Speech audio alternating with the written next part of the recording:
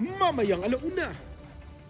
Kampo ni Leyte 1st District Representative Martin Romualdez, nanindigan na walang kaugnayan ng mambabatas sa Diskaya property. Sworn testimony ng Diskaya sa Kongreso.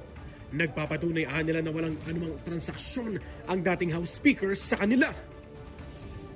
Trade Union Congress of the Philippines o TUCP Party List nanawagan sa pamahalaan na tugunan ang oversupply sa asukal.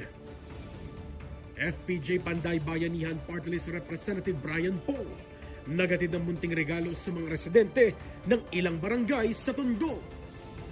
Makabagong Bolt Carrier inilunsad sa Cebu sa pangunguna ni Pangulong Ferdinand R. Marcos Jr. bilang bahagi ng pagsusulong ng modernong shipbuilding sa Pilipinas. Naturang barko, dual fuel at environment friendly. At pasok sa ilang lugar, suspendido ngayong araw dahil sa banta ng Bagyong Ada. Ang update sa kilos ng bagyo, alamin. Abangan lahat ng yan sa alauna sa balita dito sa Congress TV at IBC.